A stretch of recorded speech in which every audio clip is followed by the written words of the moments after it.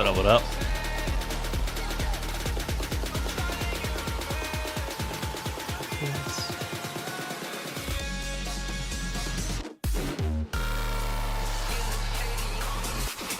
Nothing much. Watching the Celtics survive. Do the Knicks just look bad, or are the Celtics playing like they're on a mission after everything? Both. I don't honestly. The Knicks haven't looked good all series to me, but well, one game. That game 4, I think. Yeah. It's kind of weird. Like, it's very strange to say. I feel like the Pacers are one of the best teams left in the East. I think you are the It's a best weird team left. time to be alive. This is a very weird time to be alive. You know what I mean? I'm afraid to say we're the best team left because this doesn't happen. I mean, I think you are, though. I mean, theoretically, yes. Like, because Tatum goes down, right? Yeah. With Tatum out, kinda- 100, you guys are absolutely the best team left. Yeah. But it's just a very strange spot to be. I mean, definitely we're way better this year because Hallie doesn't have the back problems as bad and the hamstring issues. Yeah. And Matherin doesn't have a torn Achilles, so that helps. One sec. That's fine. I gotta get the tweet out.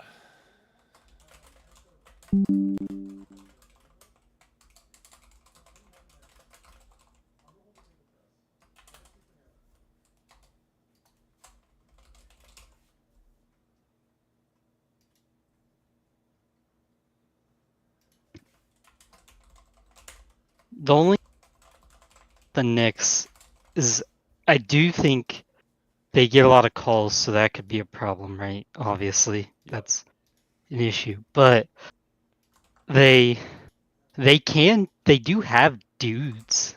I just don't know why their dudes look overwhelmed. I know Boston's good, but I don't know. They Do we just match seem up better against more Boston, or you overwhelmed. guys?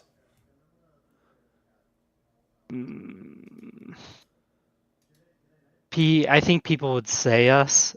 I wouldn't agree because the way we play. I think if it wasn't 7 games, it would be us. Yeah.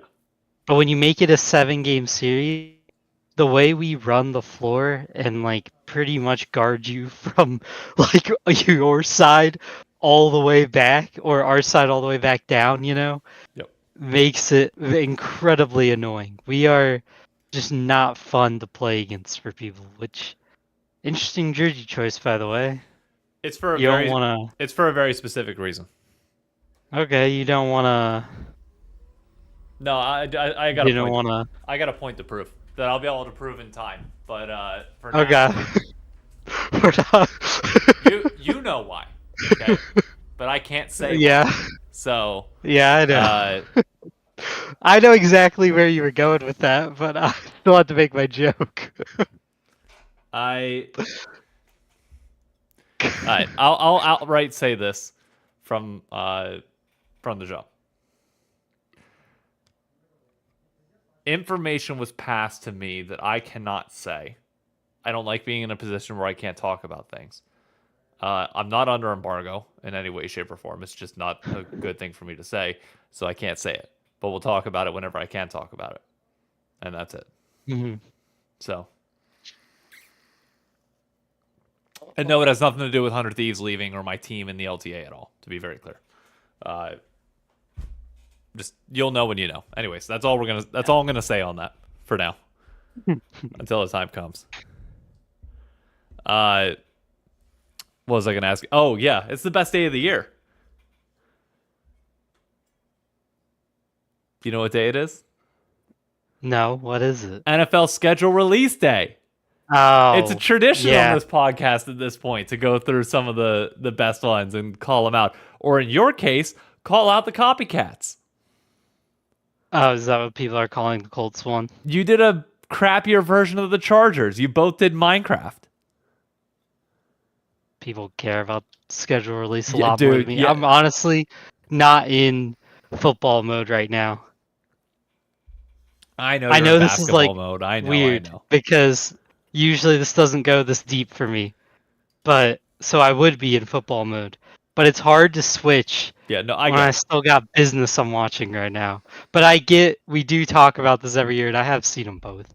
I thought ours had some funny moments. It had some funny moments, but like it was like if you're gonna go the Minecraft route, I respect how much time went into the Chargers one. Like they Mhm. actually built that shit out quite well, which is wild. Mhm. But the other thing I'll say on it is the chance for social media teams to flex. To They're- absolutely flex their power in any way, shape, or form.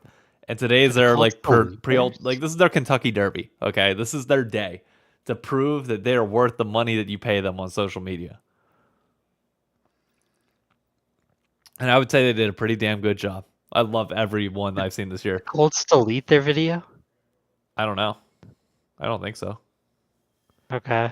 The Rams, brilliant timing. Understanding when a celebrity is at her peak stardom right now in terms of like their fandom for your sport. They had Brenda Song do a 4 minute monologue thing on it. They did After it, delete it. oh, they deleted it. No. People are so dumb, man. No, they deleted it. You're Yeah, kidding. I'm gonna guess people came for their neck for it. Oh, that's wild. I mean, well, here's again. It was good. It was not Chargers good. And like when you immediately copy, Which is dumb because it's obvious like they didn't copy it. Because you don't make a like those two videos and copy each other.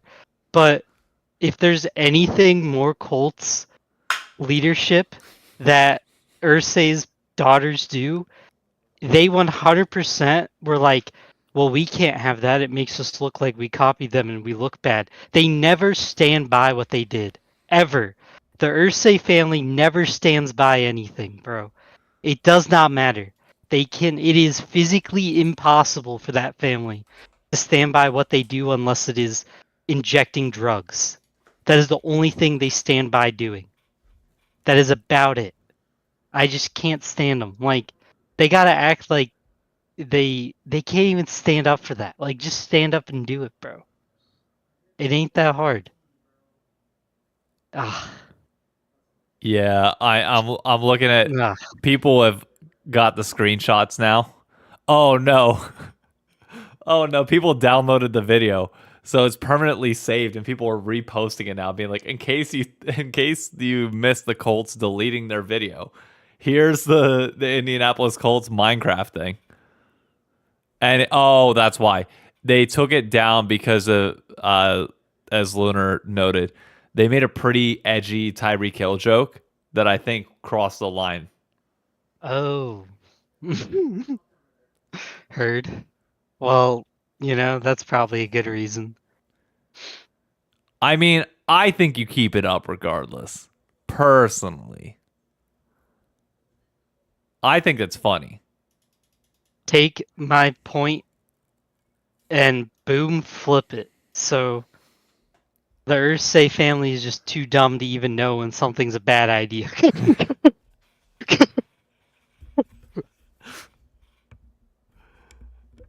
Oh Exhibit man. A, they're constantly overdosing on drugs.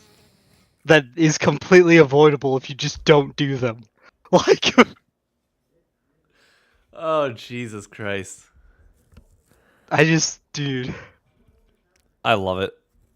they crush me, man. I just cannot stand the way they run that franchise. It's just like it's so opposite. Like the funny thing is the Colts have won more than the Pacers, like so much more in this state. And they should be this state's go-to team, especially with the way Pat has kind of grown in this state. Yep. And you can still tell Indiana's a basketball state. Like it's still 100% a basketball state. Maybe it's just because everyone's rooted in it. Also because I think like it's just hard to fully buy in when you know the owner is that dumb. Yep. Like at least Herb Simon is just cheap. We know he's cheap. The guy who runs the Pacers is just a cheap old man who will not spend money on his basketball team to win more. So he had to have a president basically do the best moves of like possible. Like Kevin Pritchard had to go out of his mind to build that team. But And then the Dallas Then Mavericks you- just get gifted one of the best teams in the yeah, NBA next yeah. year. They'll still mess it up, let's be honest. It's Yeah, Dallas. probably. Well, also they I want to say like they got gifted that, but at the same time, Kyrie and AD are like so old and injury prone that like I don't know if they can really make it Yeah, I don't. through a I, full playoff run. I know Kyrie just kind of made it through one, but he was like struggling towards the finals. That whole Mavs team was.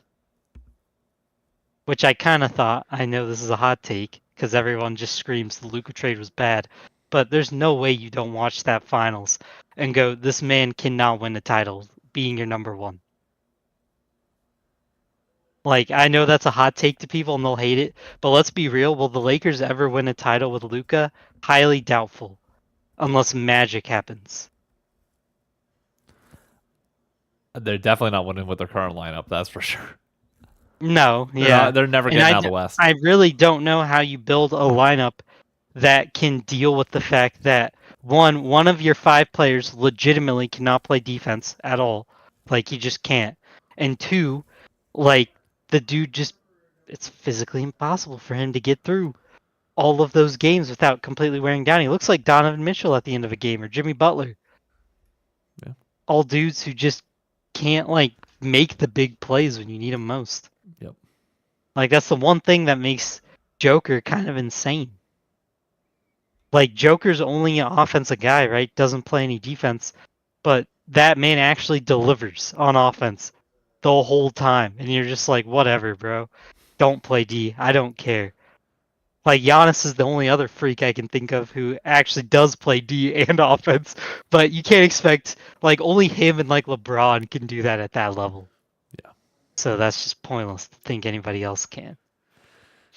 Speaking of pointless, let's get this part out. We got a lot of shit to talk about tonight. I'll let you get your victory lap in. So go ahead and fucking do your thing that you got to do. Whatever.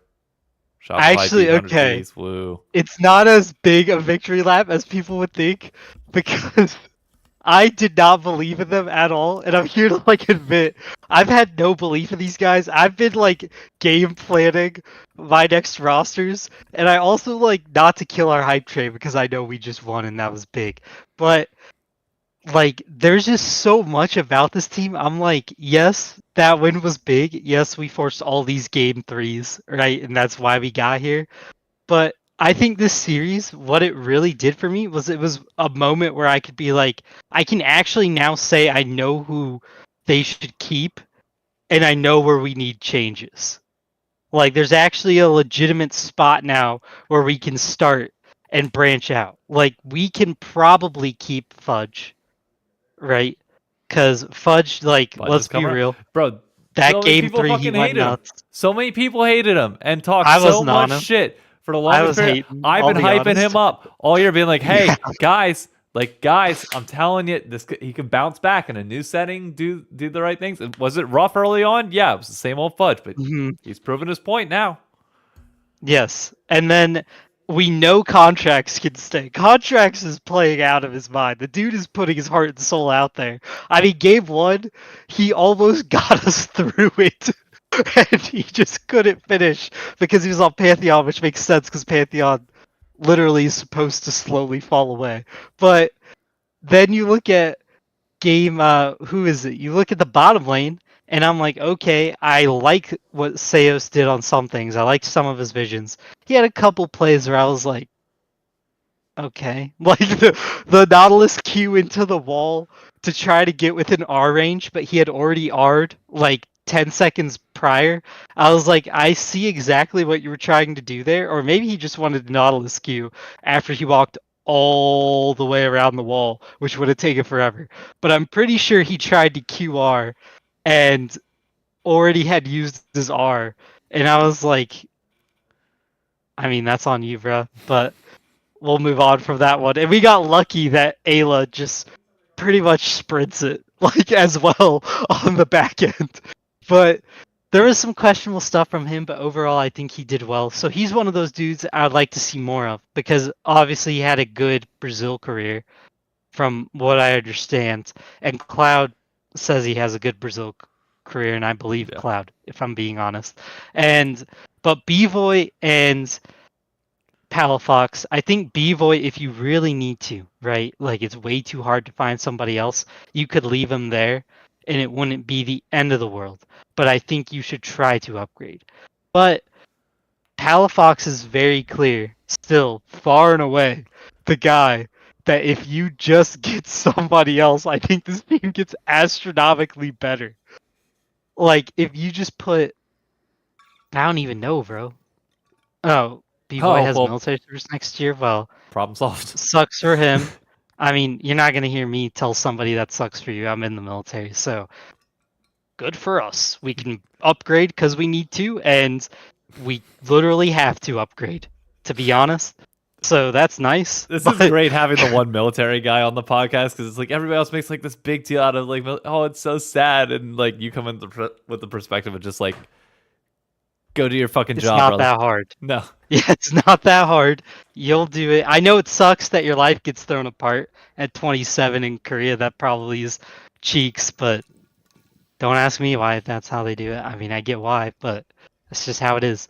But they're that like if they upgrade those two, because even Cloud and Marn were talking about how you could throw like Saint in that mid lane, free him of what Lions is doing to him, and throw him there.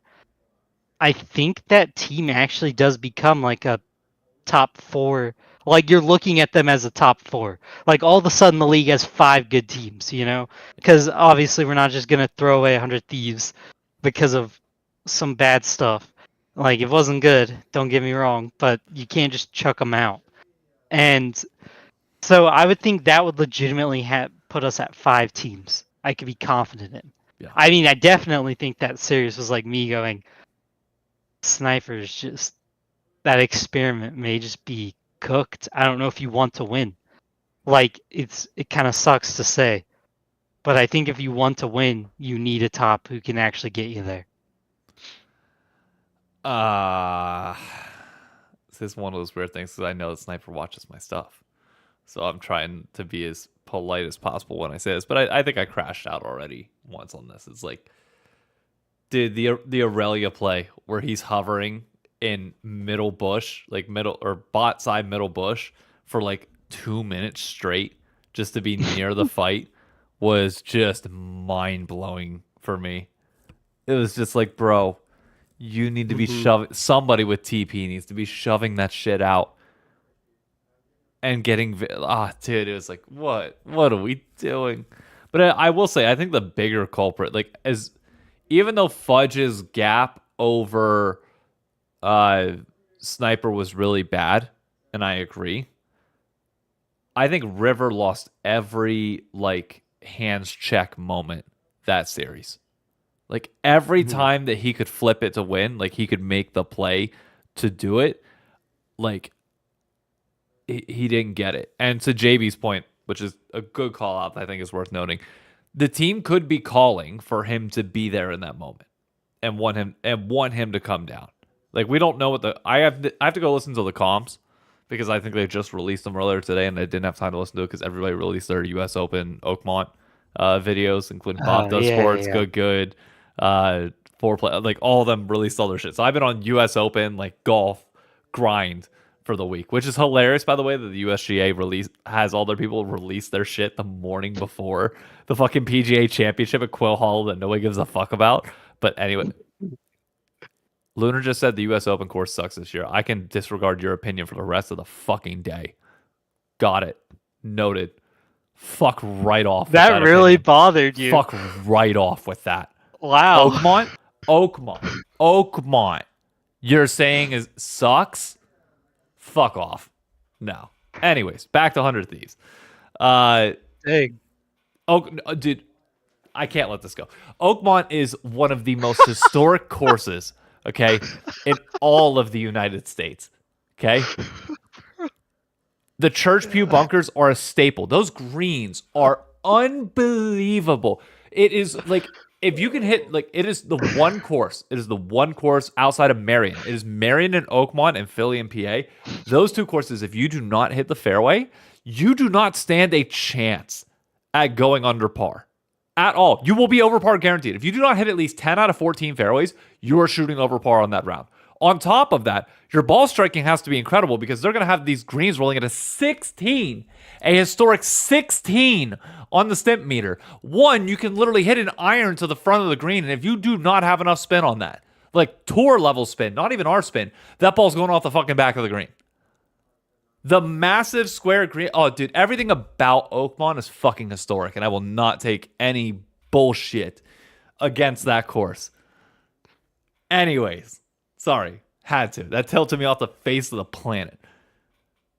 Back to 100 Thieves, who also tilted me off the face of the planet. Well, you do have one good thing going for you. Quit. I just remembered. No, you're trying to get Griffin. Dude, tell me it's not one of the most Maybe. brilliant moves. Tell me If it's they not. could, yeah, it would be great. Because River might have to go and do his military service. So if he does that, and they've already talked about I it. think honestly that would become a bidding war between you and TL, and I think TL. I think wins TL's that, going to but- stick with Yuji, though. Oh yeah, I forgot. Yeah, they You're brought him right. in. You guys are. If they And wanted to bring in Snap's not Griffin, getting rid of Blabber. I'm sure they knew Griffin would be here. You would think, I- right? So if they wanted to sign a 6 Yeah. man, like they would, in theory, like they would Yeah. talk to him. So like Yeah. Griffin should 100% be our 6 man this year, without question. I mean, the only other person that you look at possibly getting a 6 man for is Top Lane and the Sniper, and that's it. But even that, I don't know what our budget's like. I don't know how much we could get him for. Like, I just would love to see it. Mm-hmm. But otherwise, this year, look, Not. Yeah. I'm I know you're nervous in a about pickle where right this. now. I'm worried about where this is going to go for us. If we finish outside the top 4, that's a problem. That's a big problem. Yeah. And we can sit here and say, oh, as long as we go to Worlds and peak later in the year, sure, I agree with that somewhat. But like, you don't want to suck. Like, you don't want to do this. I mean, if we're being real, if you guys don't get through this bottom bracket, at least to lose to like a Fly or a C9, I think it's so cooked. We first and It's foremost, we just better so blow Disguised out of the fucking water. I mean, yeah, that the one thing I will say that benefits you greatly is that you get a good warm-up game. We get one warm-up game. That's it. Yeah, but that's a really good warm-up No, game. it is. That's fair. But then we have a 2-week That's like break. easy confidence boost. It yeah, is and isn't. Like that, I think that warm-up goes away though, because then we have to wait like 2 full weeks. yeah. Wait, is it 3 weeks That's off? a good point. There's no way it's 3 weeks off. Is it really? No, it's 2 weeks off. There's no way it's 3. LTA North splits 2. What? There's no way. It is absolutely guaranteed.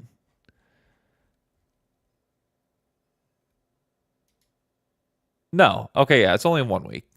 Yeah, we're fine. Mhm. Our games will be played on May 31st and June 1st, which is in 2 weeks. So, How's this bracket even work? I don't know who finishes 5th, 6th at all, like how that tiebreaker works. But the bracket, it's up. Top 4 teams get double. Oh yeah, elimination this and is bottom just two. seeding, right? Yeah, this weekend is just Okay, seeding. But basically, it's I playoffs. forgot. Like it's for the bottom teams, it's playoffs. Like for us, for Disguised, for Dig, and for Lion, it is playoffs. Because You if don't we get lose, we get removed, though, eliminated. right? What? Wait, you lose, you get eliminated? Yeah. Loser of this series is done for the season. Dude, why is it so hard to read the online thing? Dude, don't even get me started. You want to know the thing that pissed me off earlier? Okay. What? I was looking into playoff schedule for next split. You know, a Brazilian team is guaranteed to play at finals weekend. What?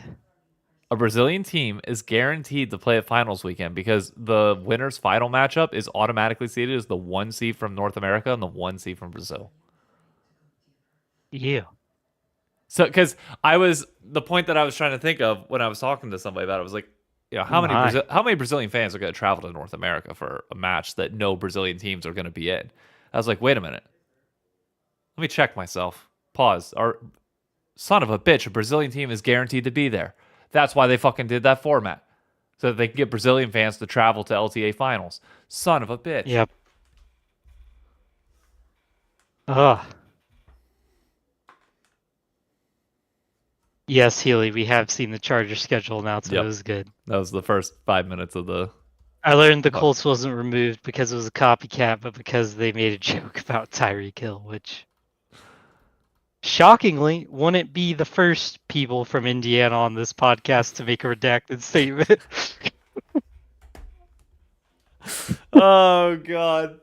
You wouldn't think that, but But so, if I had a nickel for every time it happened, I'd have 2. Just in the lot, but it's just odd that it happened twice. yeah.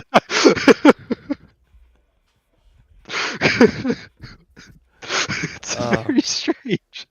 But dude, you guys, I think what kills me about Shopify winning that, because I know I didn't like really victory lap, and I'm supposed to be, but it's so hard because I genuinely like accepted this year was over, but I forgot the way this format is.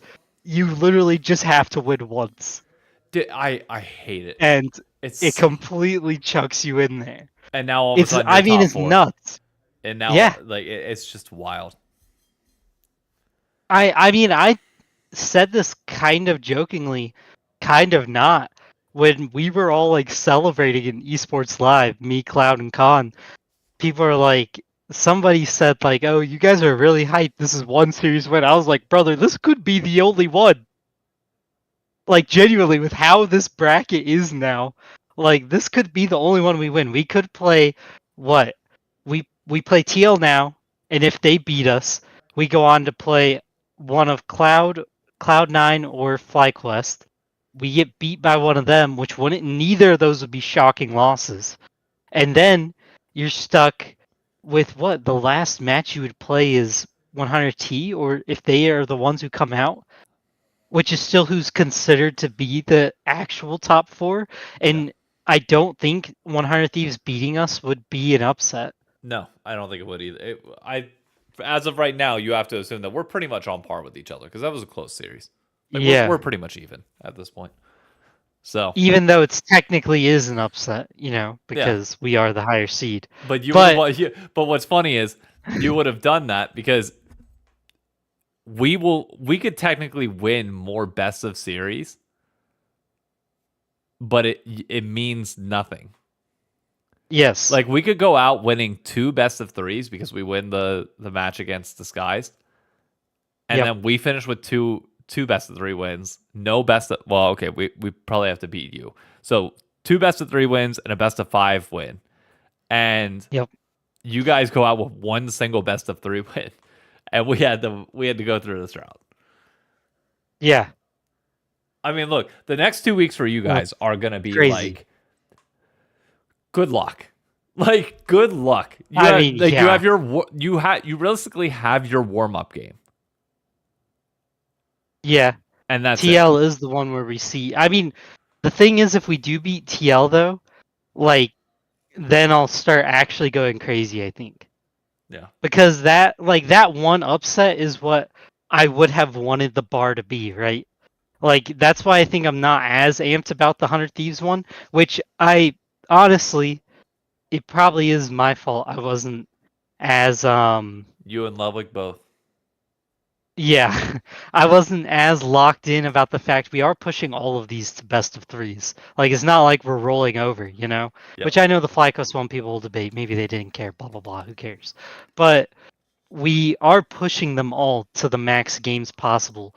So we're not technically bums No. because you do have to put yourself in a position to have the opportunity to get that 2 seed out of groups.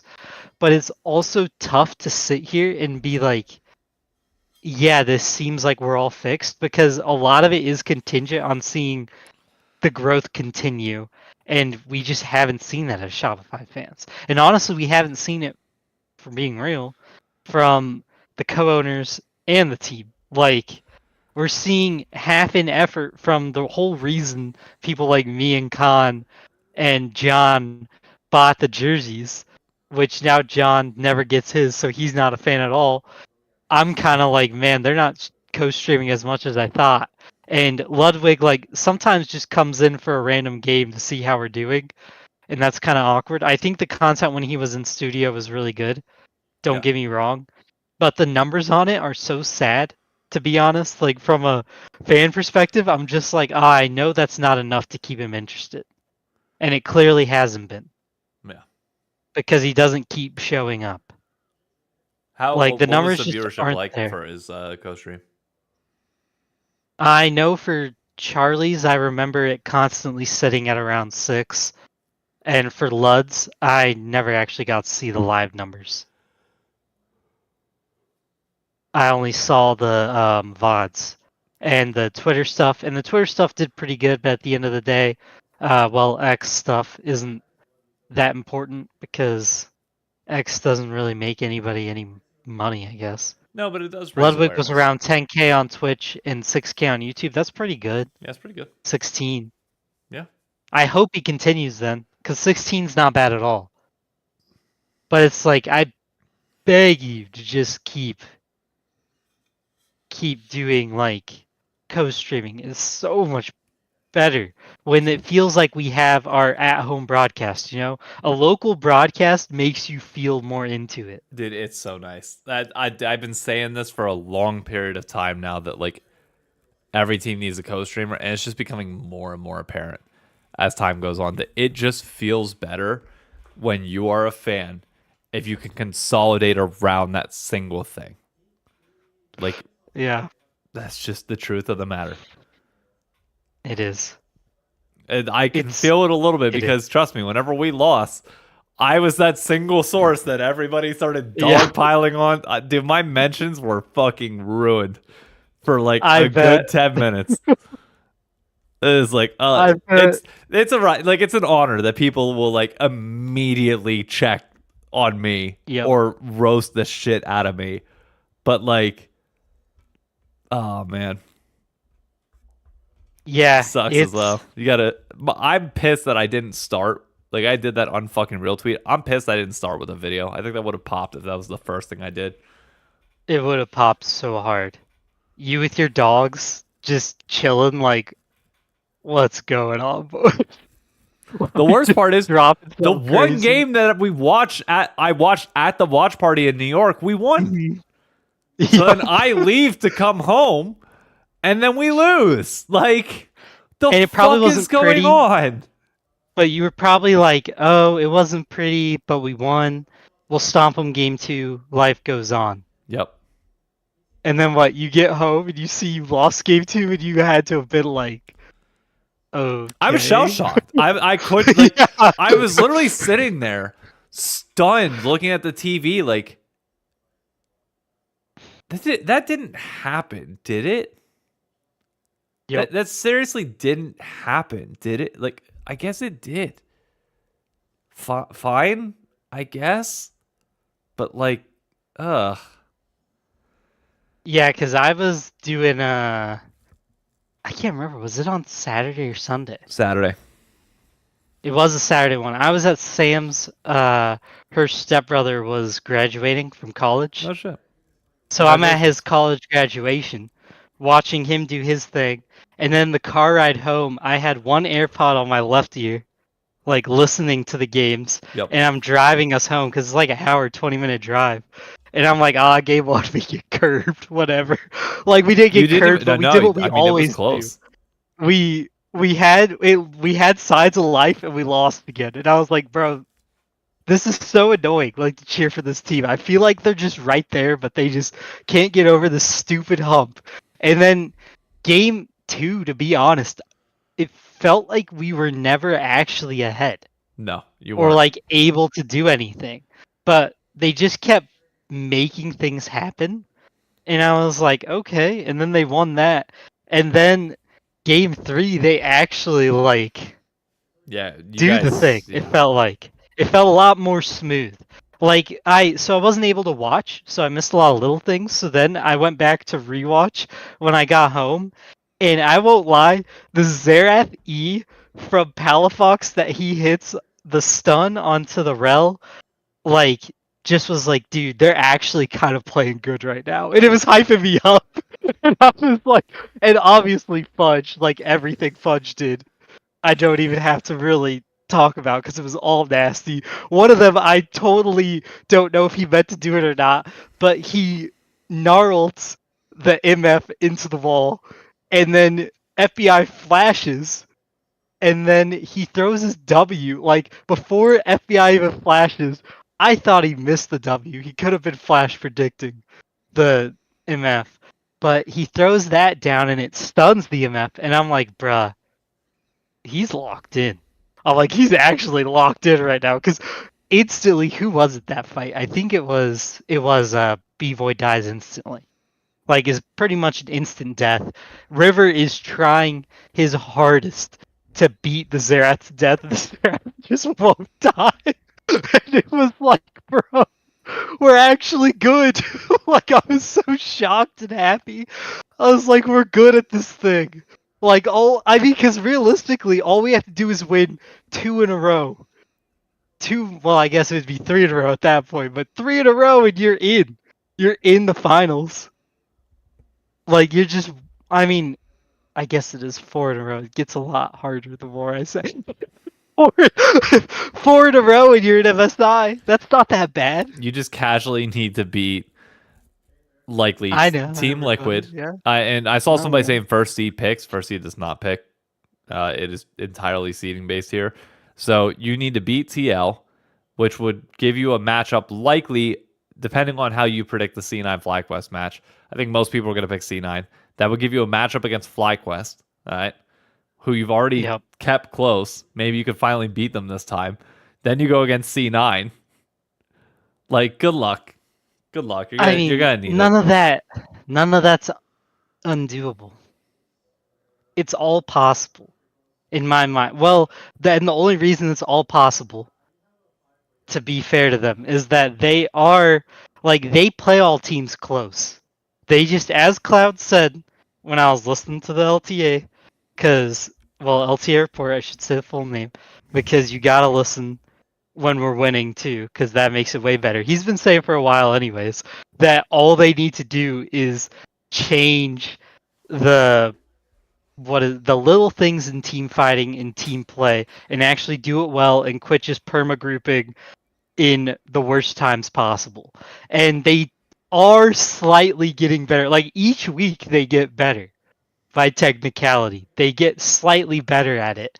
And I will say it's not like they curb stomped 100 Thieves, so I get there's still some room to grow. But if they just keep growing 1% better every week, I mean, hey, by the end of this thing, we're a whopping 4% better.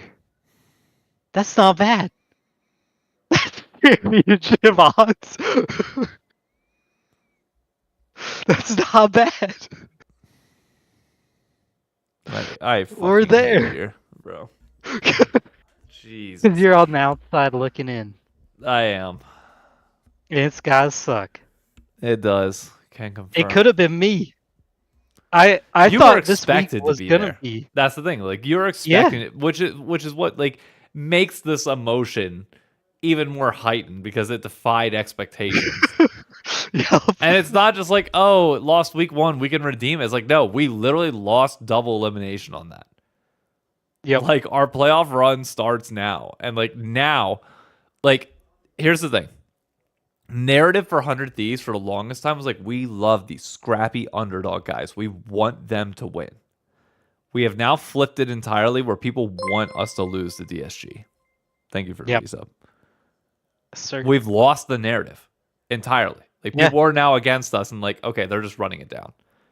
And like the scrim conversation around like how we're doing there. I know Ayla said it got a little bit better. It didn't really show on match day at all. I don't know. Sucks to suck. I hope we clean it up. I hope we cleaned it up not too late, but I don't know. We'll see. I mean, It's wild that this could be the last rendezvous.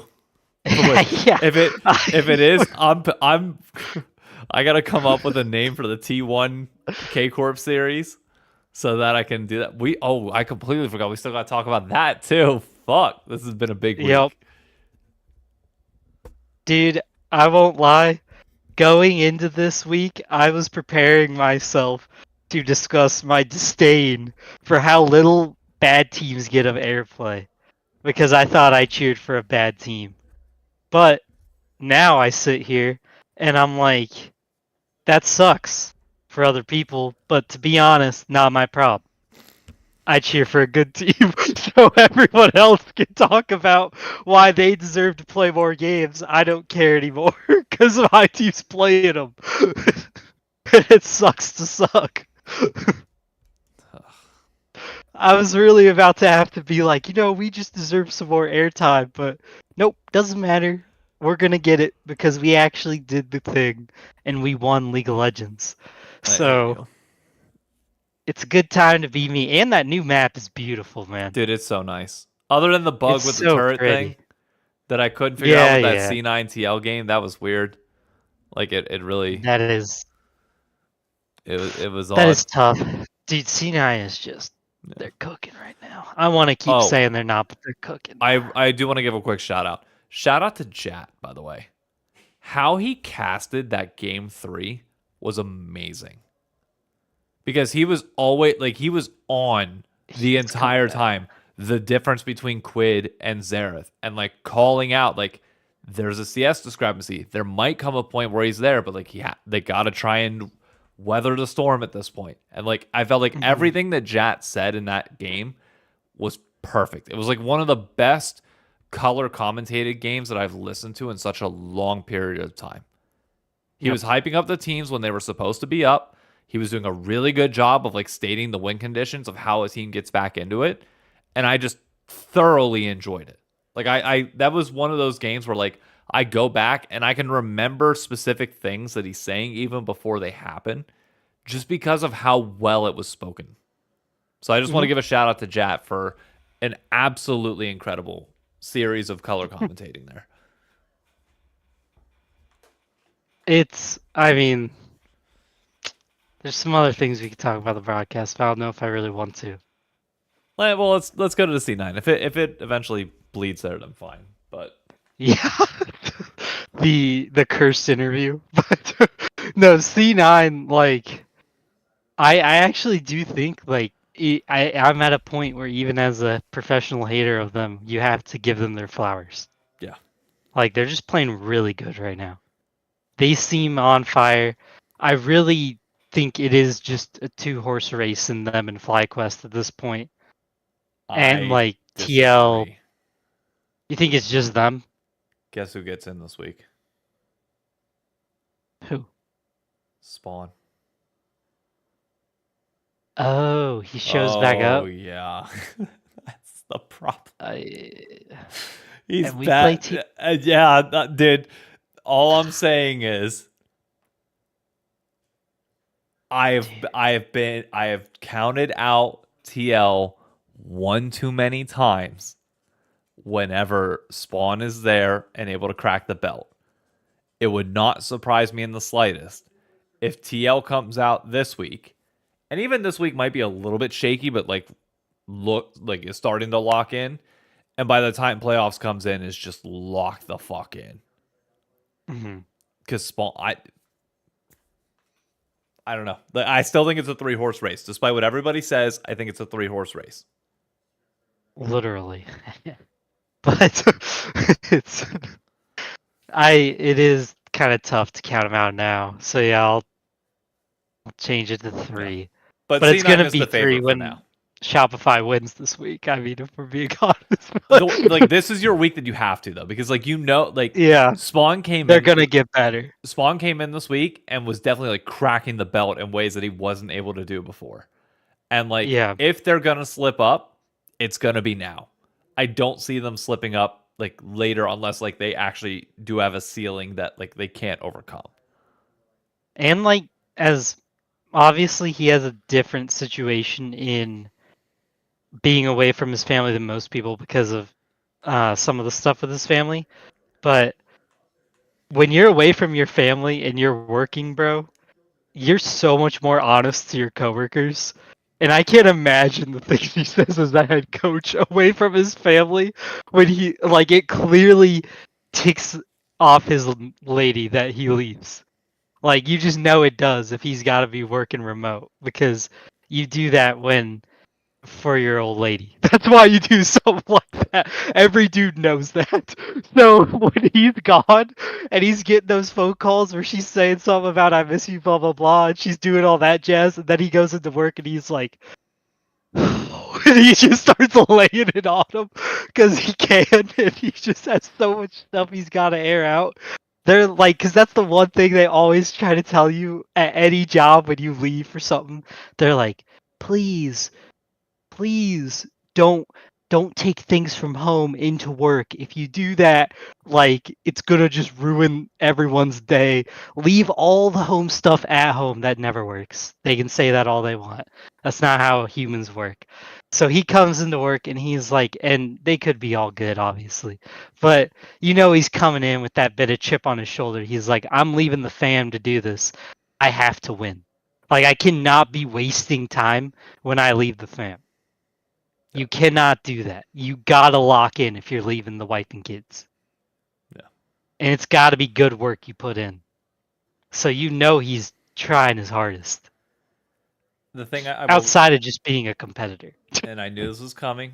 SLJ already did it before I even got the chance to say it. There's going to be people that look at first stand and be like, well, Spawn didn't help them get that. There's a different ceiling between international and domestic. Plain and simple. And they did not eclipse the ceiling internationally, but domestically, it's enough. Now, actually, I just realized I'm about to fuck up real bad if I don't go do this. I need you to cover the podcast for 5 minutes. Oh, okay. I forgot to pick up those packages downstairs, and she's going to be really mad at me if I don't have them for her when she gets home. Speaking of Spawn cracking the belt, I'm about to get a belt on my ass, and not in a pleasurable way, if I don't have these packages here. So I'll be back in like 4 minutes. Well, I know exactly what I'm about to talk about. So. Do you need me to? Okay, I'll just let you rant. I need no segues. I need nothing. All right, chat. It's my podcast now, so we're gonna talk about Disney. And this is probably going to kill the stream, and it's all going to be over. Cod made a good point. We also need to talk about the Pacers. So let's remember, today I've watched Pascal Siakam's vlog on the games. I've watched Halliburton's interviews and press conferences. I've watched the Pacers video on it. And all I can say is this. If you need a team for basketball and you're sitting there at home, maybe your team just isn't good, and that's okay. Your team doesn't have to be good because guess what? I've got a bandwagon you can ride. I've got a place for you to come. You need to feel the energy of this team ball. This is where basketball was built. I don't care if he actually made it here or not. People dispute that, but it was built here. We love this game to its core. This is exactly what you need to bandwagon and watch. They play team ball. They love each other. They love the people they play. They're good to them. Maybe we get a little feisty, but everyone gets a little feisty when they're backed up against the wall. That's kind of how things happen. I mean, that's just how it is. Sometimes dogs gotta be dogs. They gotta bark a little. Maybe they snip. Maybe they snap. They don't bite. They don't hurt you. They just scare you. And that's what the Pacers do. They put you in a spot where you have to fight for your life, and maybe they wear you down, and maybe by wearing you down, you get hurt, right? Because people want to say the Pacers hurt people. We don't hurt people. Hurt people, and we're not hurt. So really what we do is we wear you down. And then in a way, you want to stop playing, but you don't really, but you kind of have to, you know? So that's how that happens. And I wouldn't really blame us for that.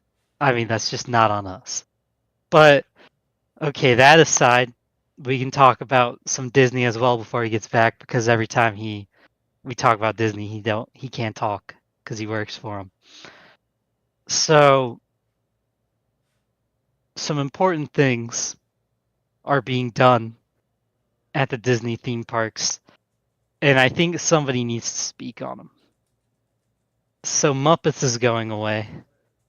The Muppet 3D Vision. And that was probably one of my favorite childhood rides / shows. And it is pure pain. No, Healy, we're not talking about the strip club fake story that happened. I almost said fake news, and I don't want this to get off the rails. So the fake story about that wasn't true, that I wouldn't support on Disney property. But Muppet 3D Vision is unfortunately coming to a close to make way for Monsters Inc.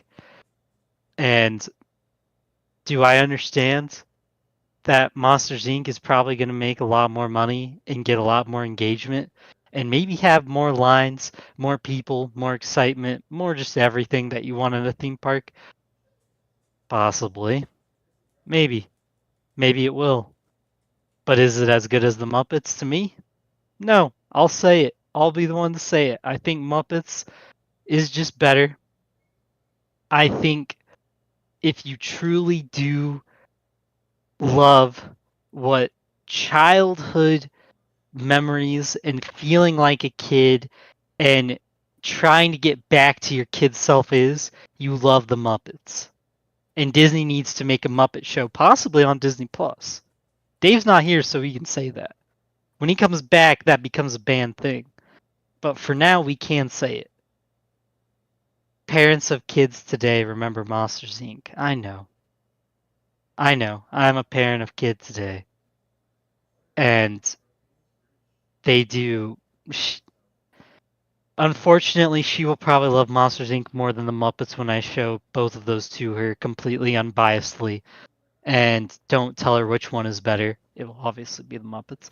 And unfortunately, because of that, she just won't do that. Also, I just went to the YouTube chat and SLJ said, let's talk about how the Knicks are about to cook you frauds. You're lucky that Adam Silver fouled out Brunson. Brunson's going to complain about getting fouls called on him? Well,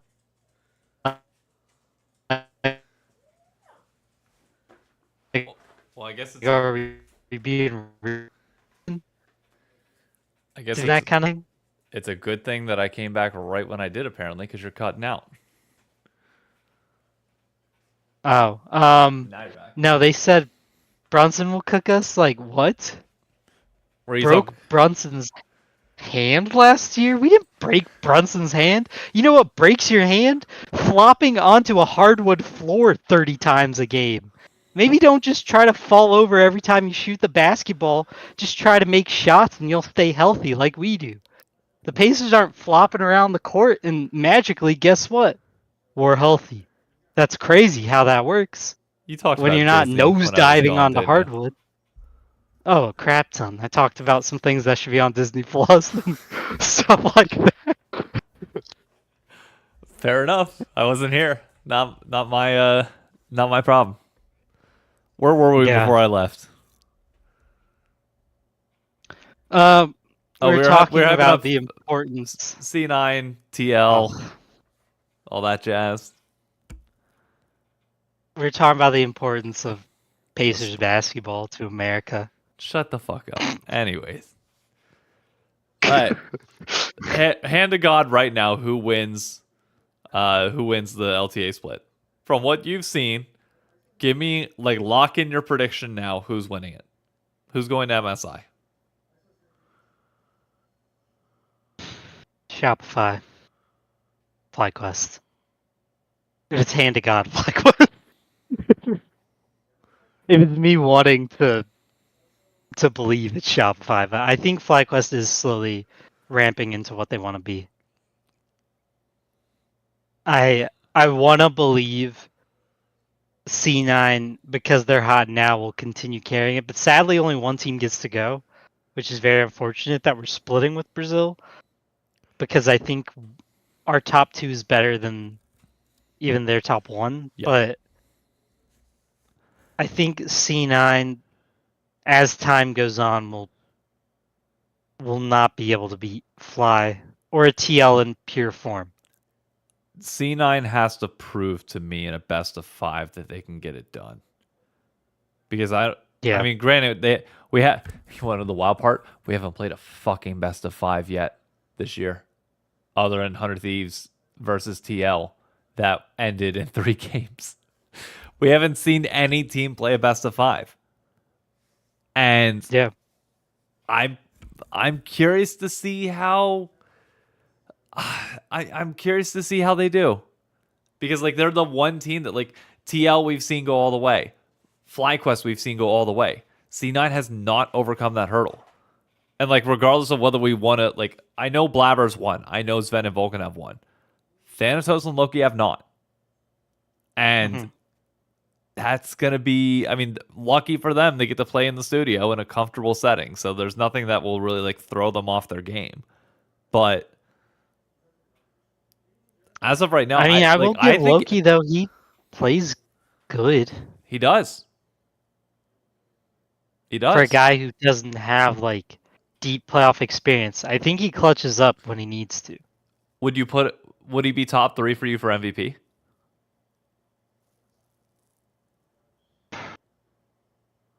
No, who is their MVP? It feels like it's Sven.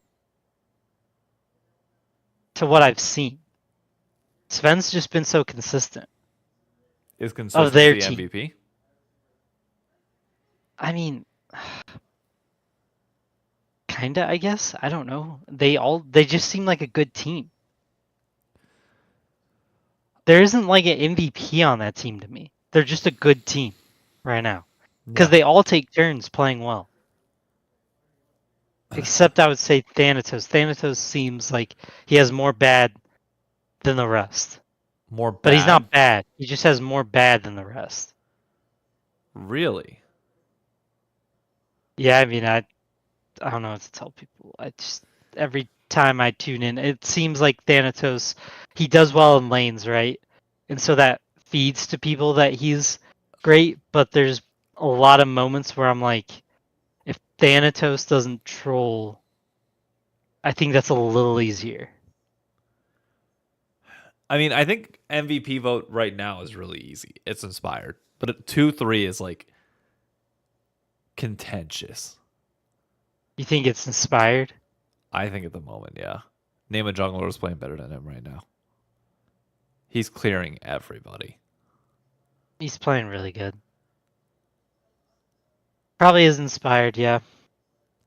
It's tough to vote for an MVP in this one because it's actual team gap of Fly and C9 of everybody.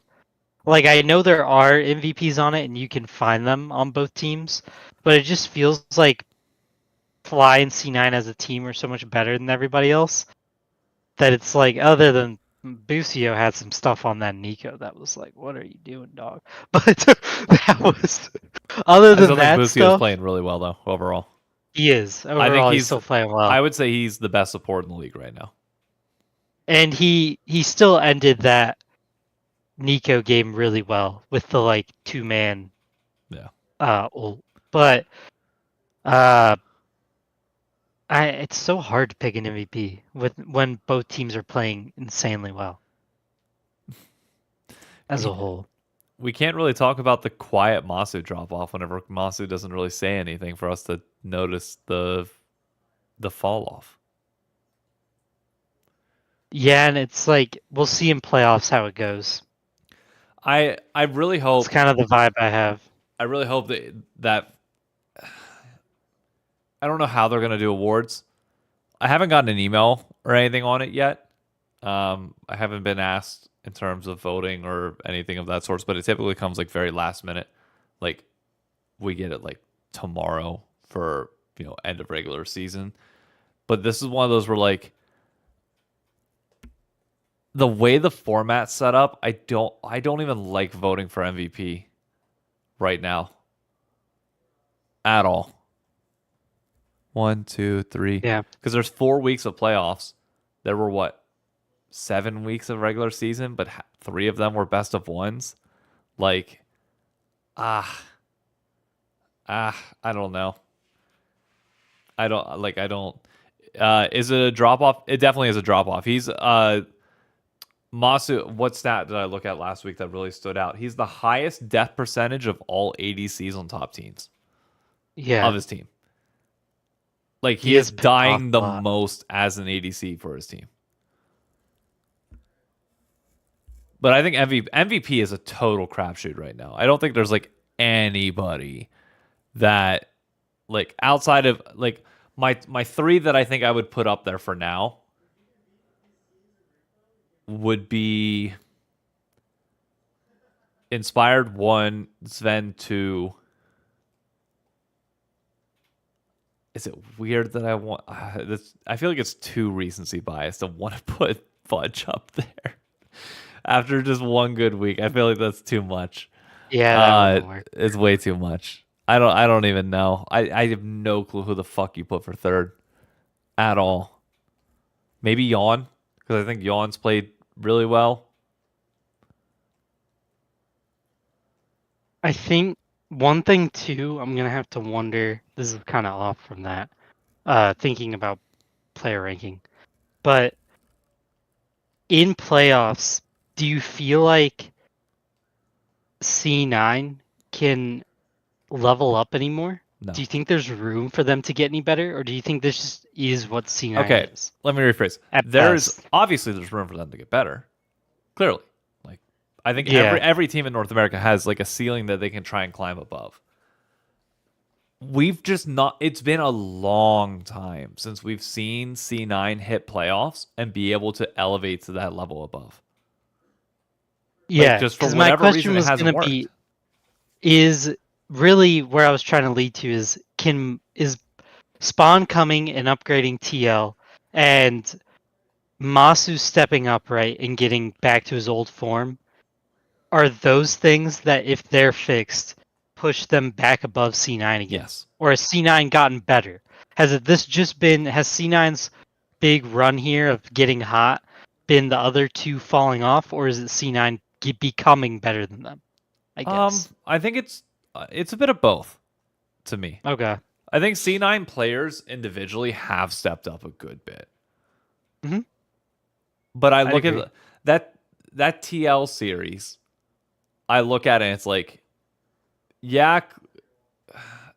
That went to what 3 games total? Yeah, that went to all 3 games because So. was it C9 stomped game 1. TL should have won game 2. Like TL had game 2 in their hands. Or no, who? What am I thinking of? What the fuck? No, they got stomped 2-0. Well, not stomped 2-0, my bad, but Or it was 2-0. Yeah. Yeah, but C9 stomped game 1. Oh, it was Lion when C9 dropped that game. Yeah, okay. I'm That's what you're confusing 2 thinking different of. things. Which I don't really think is a big deal. But game 2 was in TL's hands Mhm. to win. Now, granted, they let APA get his patented Ziggs pick. He was doing a lot with it. I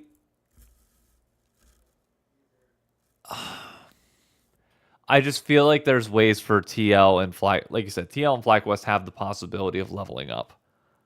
Versus C9, they can, but it's harder when you're the top dog. Everybody else is chasing you, and you're kind of just there. And if you have that drive to, it's a lot more independence and self motivation and self drive that get you past that level when you're 1 versus when you're chasing. is always easier to chase than it is to be in the lead. Hmm. Always. Yeah, that's true. Yeah, I just am trying to think like, because I feel like those two teams can reach higher than C9, you know? Yeah. Can because they just have lately. But it does feel like C9 has gotten better.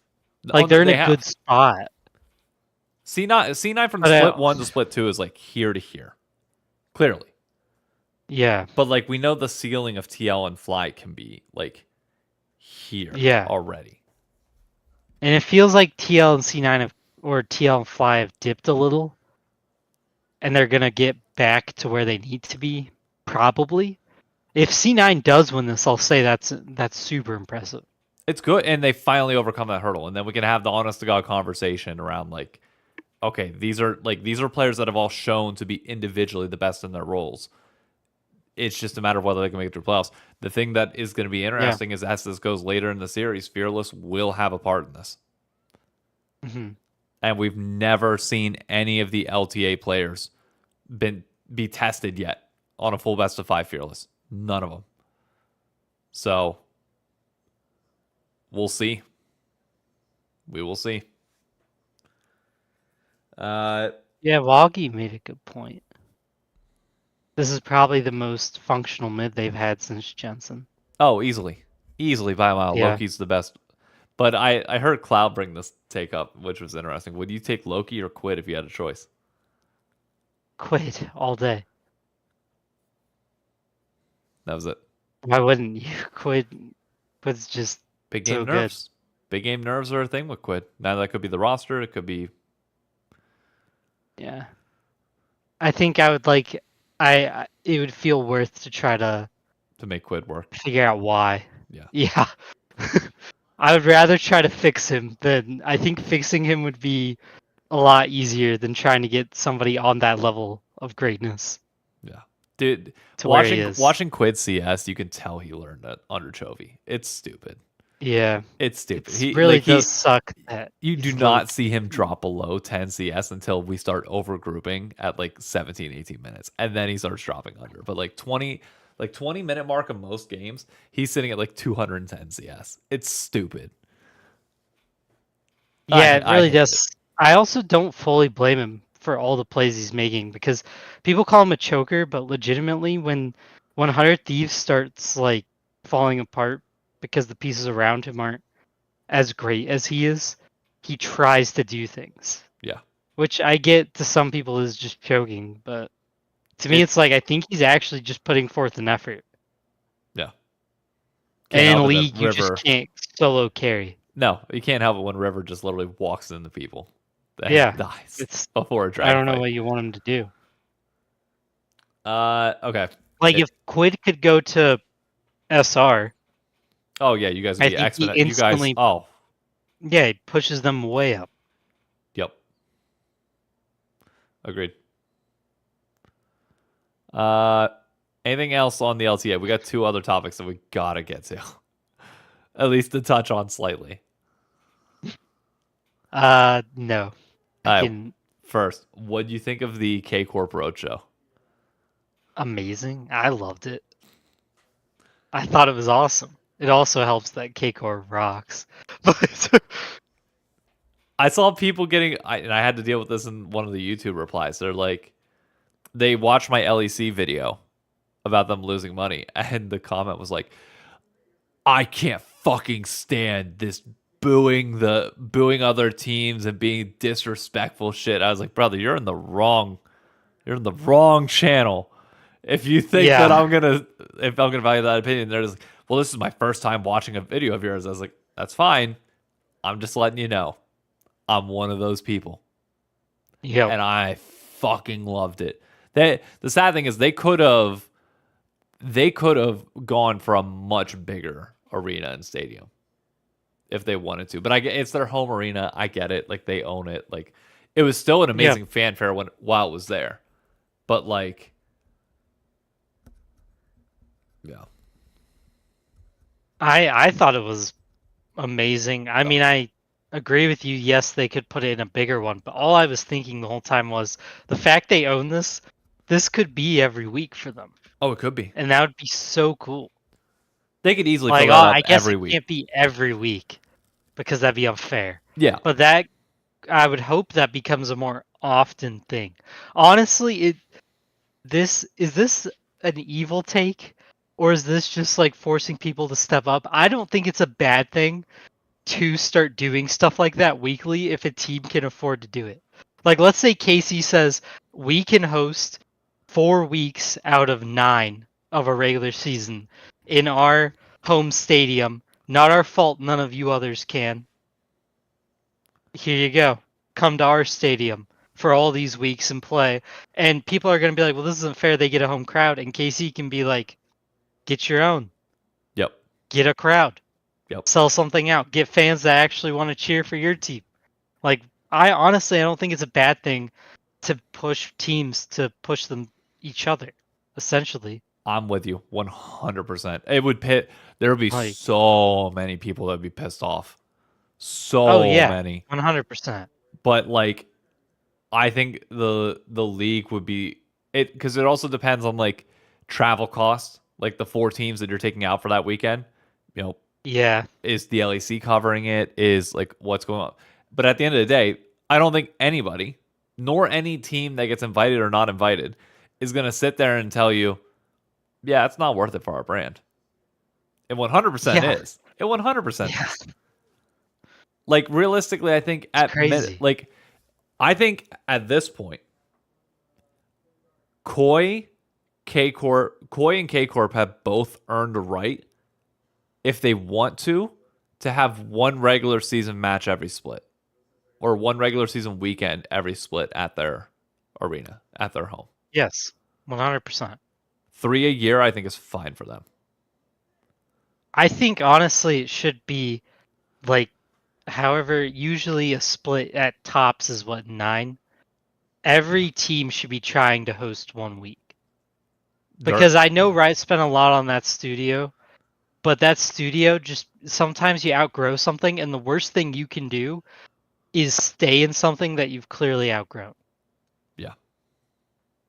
Like, you are much bigger than that, and the only way to make money, because we've learned they can't make money, the only way they're going to be able to do it is to start selling tickets and building this identity of familiarity to people with spending money on the product. And buying tickets to get into the arena starts to build some of that familiarity with spending money. Yeah. And Because, apparently, you're not going to get a TV rights deal, I guess. apparently it Sounds was impossible. confirmed that both road shows, I think, were profitable, barely. I know Koi, Really? apparently Koi confirmed that they did make money off of it. I'm not sure how Good. much, but at minimum, hey, if they made their money back, that's all that matters. Like Yeah. they're positive, great. Now you know your baseline. Now you know like where Yep. you can possibly scale it up. Maybe get ticket prices a little bit higher. Like, great. I just want to see more of this. Plain and simple. Yeah. The K Corp one is fantastic. Like the best part for them is like they don't have to pay anybody to lease the space. It's theirs. Yep. Like that, as long as you have the equipment and everything else there, it's like all this overhead costs that everybody else has been crying about. It's like, well, we already got this shit covered. We own it. So like, come on over. Yep. And it's hard to like Lunar's saying, G2 is their brand identity is being villains. Yeah. So them complaining about getting booed now is kind of like awkward. I mean, it wasn't even G2. It was just G2 fans. So, because G2 fans don't see themselves as villains, even though even though the team is, like, they kind of are. Yeah. So, And like, it's it's so crazy I don't know. to me to be like, hey, we're a team that constantly tries to poach people, but we're good guys. And remember that owner we had who is pretty controversial and still is? Well, he still has a massive equity hold and makes a ton of money from the product. But we've ostracized him. Yeah. So we did our duty, and it's like, yeah, you're just making him a ton of money, but pretending like you're good people. Like that's like sending all of your money to the bad guy that you sent away Yep. doesn't really change much. But okay. It's wild to see that their brand has just been eclipsed. Like I I just disagree kind of with John on this. what that it was cringe. Imagine I That if invite you to play yeah, pool at my house and then have all that's what no that we're not inviting somebody to your house. You're inviting somebody to your arena. You're saying if you want yeah. to come beat us, come to my fucking arena and do it. And And it's if you not cringe, it's sports. yeah, it's sport. Like I don't know what I ugh. I mean, legitimately every week that is what a college football team does. Do yourself a favor, don't watch any of the Knicks videos. Yeah, they go, hey, well, yeah, do whatever you can do. If this ends up being Knicks Pacers, stay far away. Don't listen to anything I said about joining the Pacers bandwagon because the Knicks and the Pacers gets as ugly as sports get. It's pretty much the closest vibe you can get to college football. Oh, it is. Is it not like it dead might be college football? It's crazy. They're psychos. It's just like uh I love that I think atmosphere. ah, That's I mean, I hear him. you're talking to a person that like is not in that culture and it's not going to see it that way, so like it's going to be different. But Yeah. like the thing that I would say is, okay, we have been catering to the league audience for years that doesn't care Mm, about sports like that. That's been the crowd that yeah, we've been catering to and it hasn't worked. So guess true. what? Like what's always funny to me, at least my perception of it is, there was this anti like button up, like anti sports broadcast, anti kind of like traditional sports feel that people were perpetuating for like the last 5 years or so. Like really realistically from like 2020 on, and COVID obviously hurt a portion of that. And it was kind of like Hmm. the generations changing a little bit.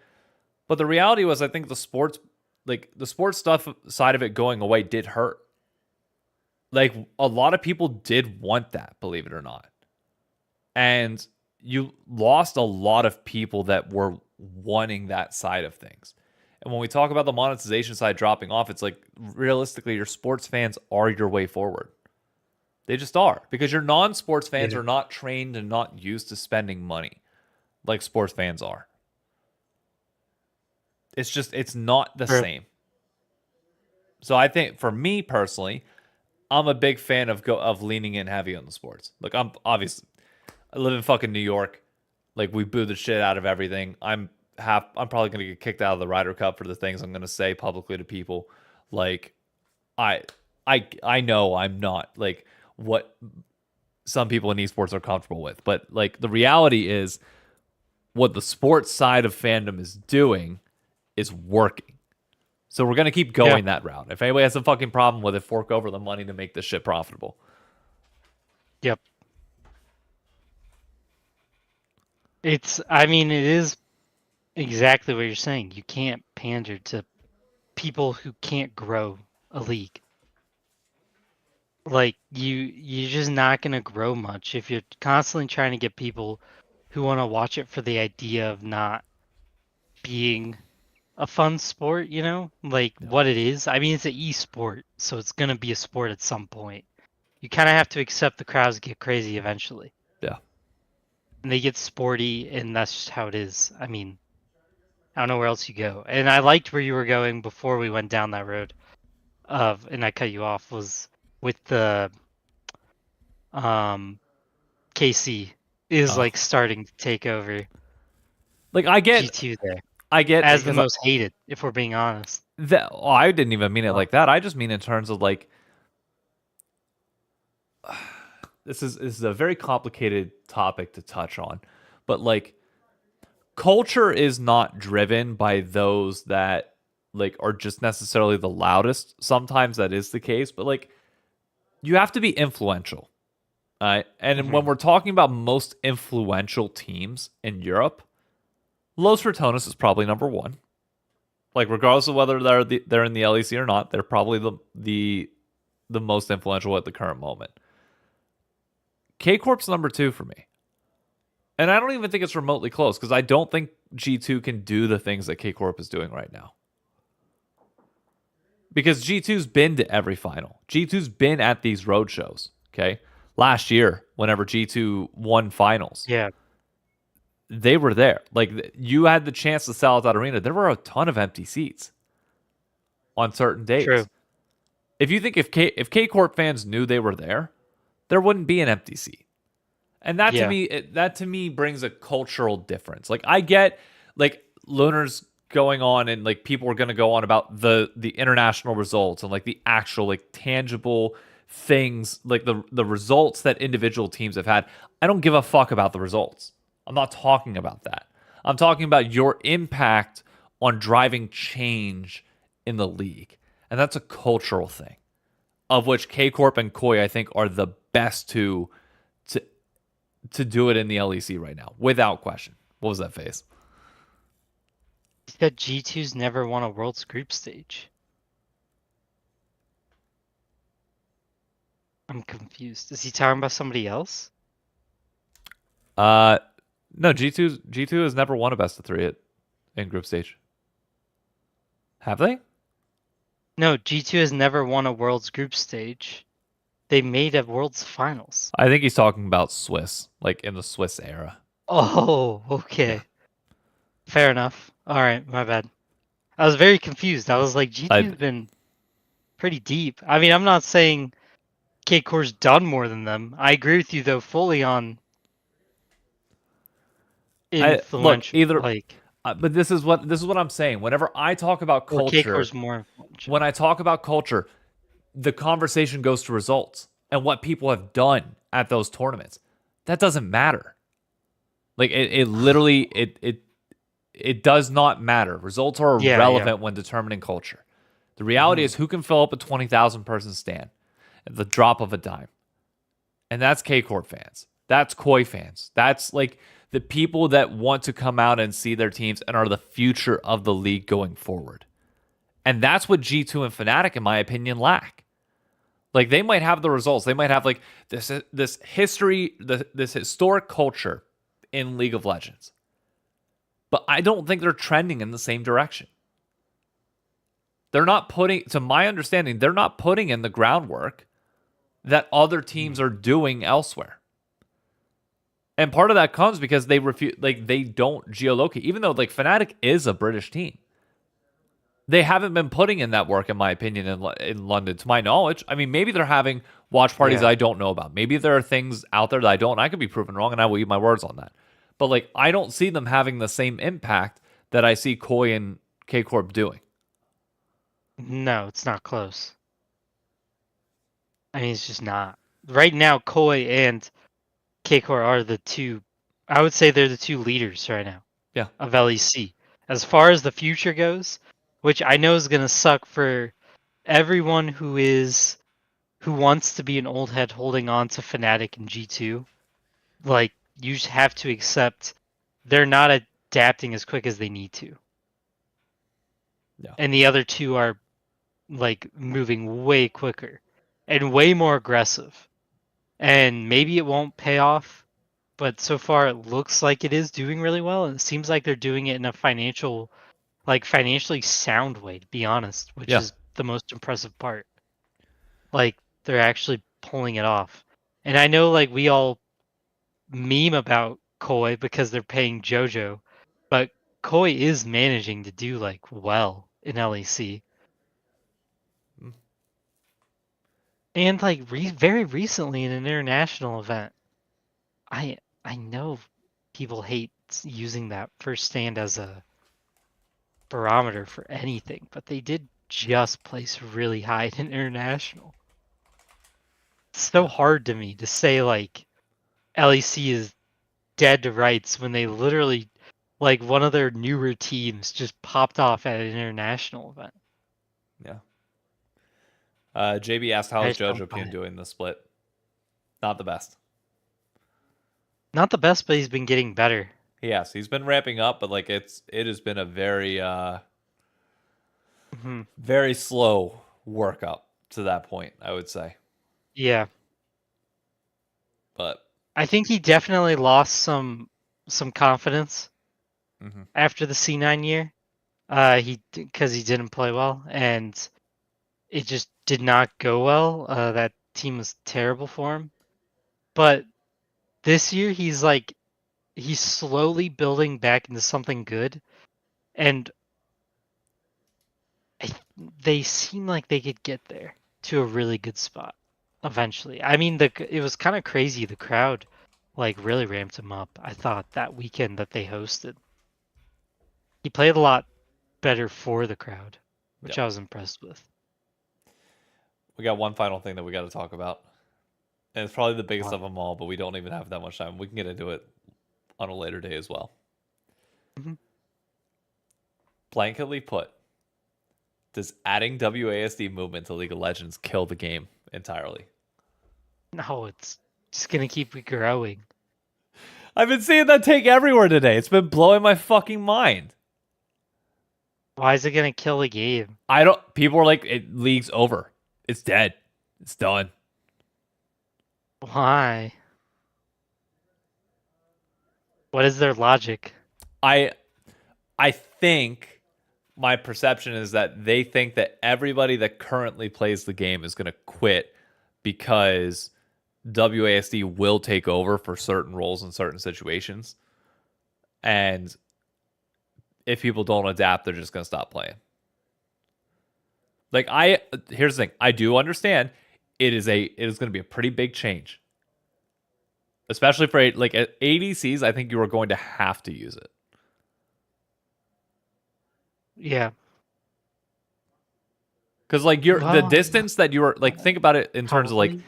think about the difference between ADC and like, especially top lane and jungle, like any melee How are champion. people gonna control their abilities though? Side buttons on the mouse? What do you mean? You got Valorant Pro, Because like W, like you're basically the only one that shifts is your W gets shifted to like T, or like everything shifts over slightly, and you can still click and move while also moving with WASD. mm, mm. So if you need to click and move, you can still there. But like the thing I just that don't like taking my hands off the the key, movement yeah, off controls. movement to use abilities. Yeah. That's why I think it's going to be a marksman thing that is going to be like is going to be heavily marksman that are auto attack based that will do it. But on top of that, you will see the rise of like the Razer Naga mouse, for example, the one that has like 12 buttons on the side. Yeah. You'll see people adopt that. There are people that just naturally are able to do that. In a world where it comes to console, I don't know if you know this, but console had that issue fixed. So the biggest problem that you always have with console gaming, at least with Call of Duty, was like how, especially during the jetpack era of games, how do you go to press A and take your hand off the alignment, like off your aiming, without Mhm. like you're killing time? The answer is paddles on the back that control all your buttons, your Mm. WASD key. So I can use all of those buttons, or I can tap all of those buttons with the triggers in the back without Yeah. compromising. So same thing will happen here. Is realistically anybody that uses a WASD mouse will probably, or WASD setting will probably swap over to a mouse that has multiple abilities, or a mouse that Mm. has at least 4 buttons that can control all their abilities. Okay. Or at least well, probably you need 6, right? In theory, your 4 abilities and your 2 summoners, and maybe Yes. some items as well.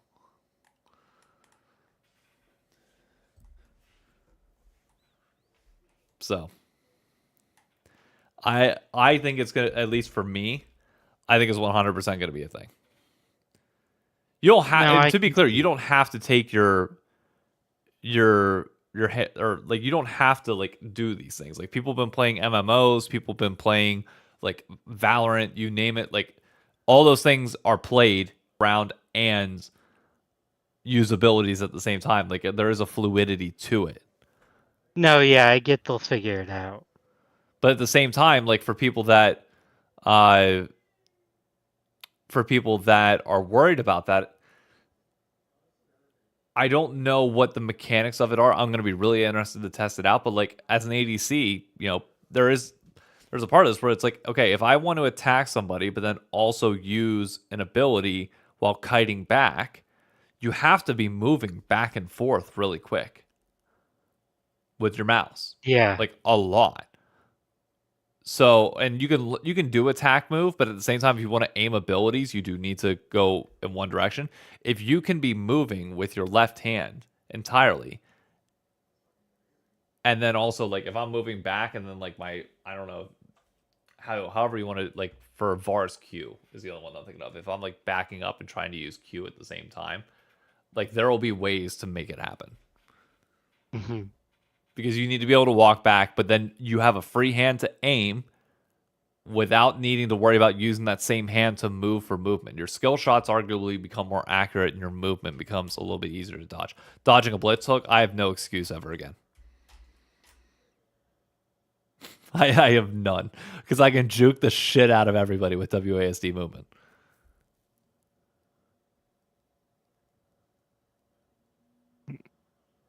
My only thing is, I mean, people will still fail flashes, Healy, because they're gonna walk to the wrong spot of the wall. Yeah. Look, it's gonna be Like a learning curve for sure, but I think overall, I think there are gonna be way more people that end up trying League because of this. Way more fucking people. If it grows the game, I think it's a net positive. It's gonna affect pro play, that's for sure. Oh, dude, pro play is gonna be, it's gonna be wild. Yeah. Yeah, it's gonna be very interesting. I also wonder when this goes live. Think about how much that changes the game. If this goes live in the next like month and a half, bro, that honestly, until I play it, I won't be able to imagine it. I play almost no games that use WASD like that in a top-down setting. Yeah, you're in trouble. Well, you're not in trouble, but like you won't be able to do it. Like it'll be too foreign. Use it. Yeah. But I was like, "What, dude? I can still keep up with." No, you can have. No, you absolutely will. The thing that's going to be wild is going to be there's going to be one pro that is going to be the first to get really, really fucking good at some of the smaller mechanics of WASD movement, and we're gonna watch them and be like, "Oh no, this is going to be the changing point." I'm interested how the mouses work, or what buttons they're gonna have to add, or what. I don't know. It just feels like there is way too many items and spells in League to use for these WASD people. That's what I'm imagining. But maybe they'll all prove me wrong. I think they'll get curbed by people not using it. So the interesting part that that I really want to see, you didn't play Supervive, so you don't know, is like, with WASD movement, I'm assuming you can move in a direction, but does moving in that direction also face you that way?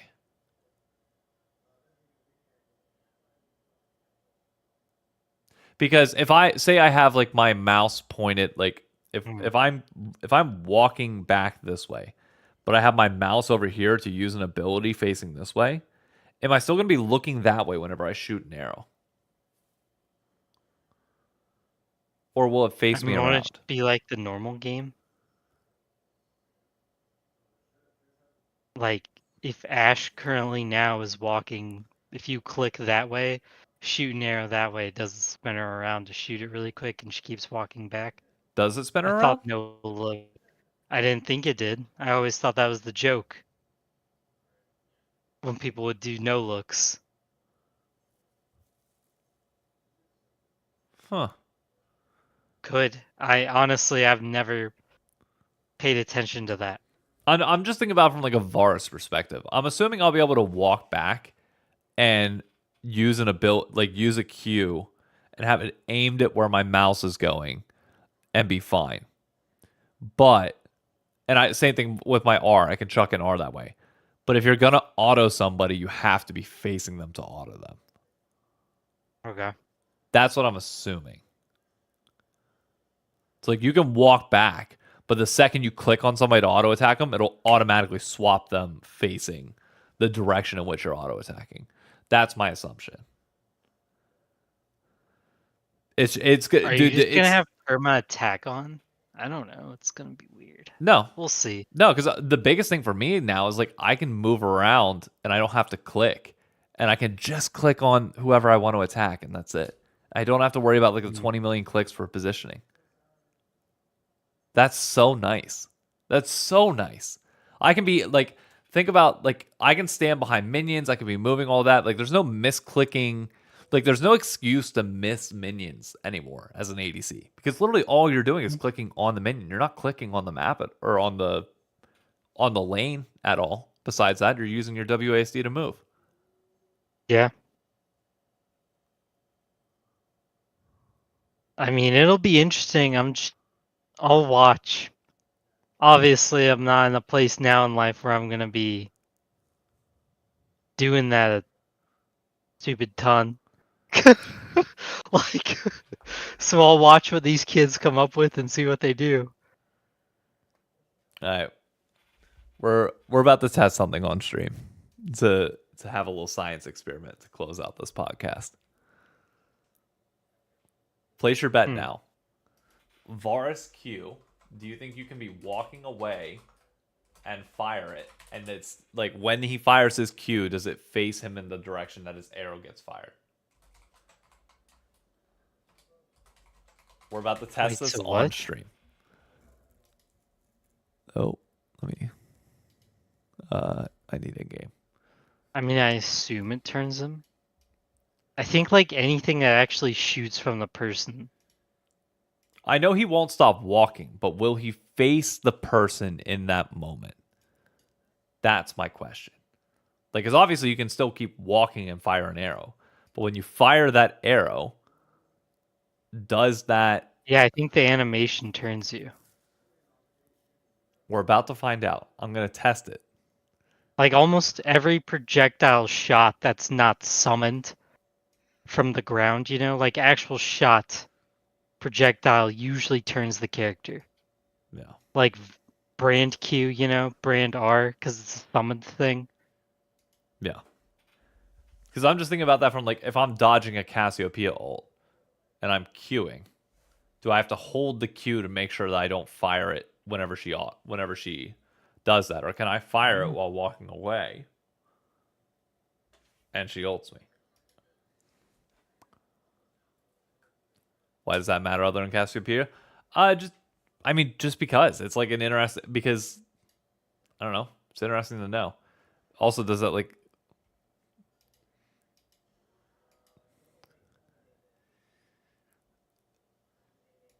it also matters for direct or for movement speed.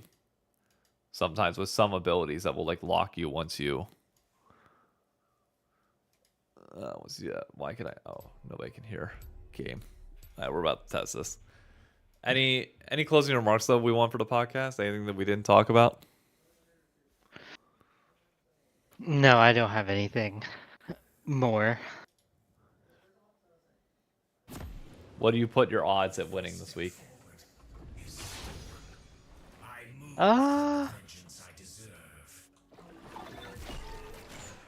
Okay, it does turn. Oh, it did. It does. Yeah. Here, I'll do it again. I'll turn off ability. I bet R does too. How do I? Anything that shoots feels like it turns. Right.